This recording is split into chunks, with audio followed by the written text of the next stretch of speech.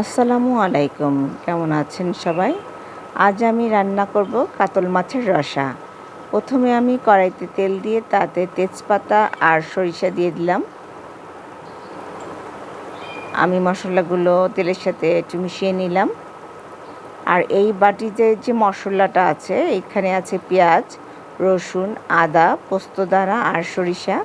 আমি একসাথে ব্লেন্ডার করে নিয়েছি। দিয়ে দিলাম সামান্য একটু পানি, কারণ মশলাটা নিচে লেগে যাচ্ছিল।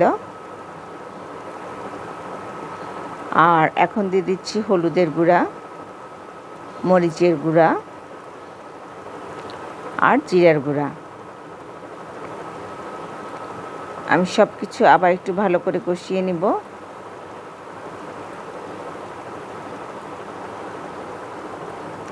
এখন দিয়ে দিব কাশ্মীরি চিলি পাউডার, দিয়ে দিচ্ছি টমেটো পিউরি,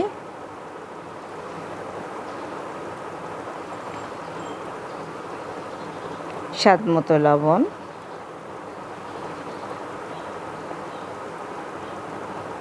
আবার একটু পানি দিয়ে দিলাম।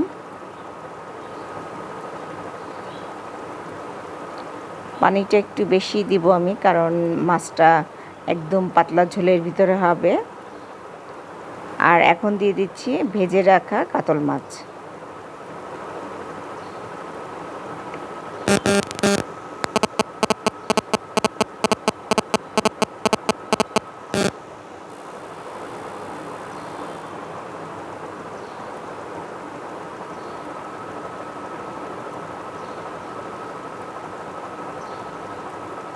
দিয়ে দিলাম কয়টা কাঁচামরিচ। কাঁচামরিচগুলো পেকে গেছে।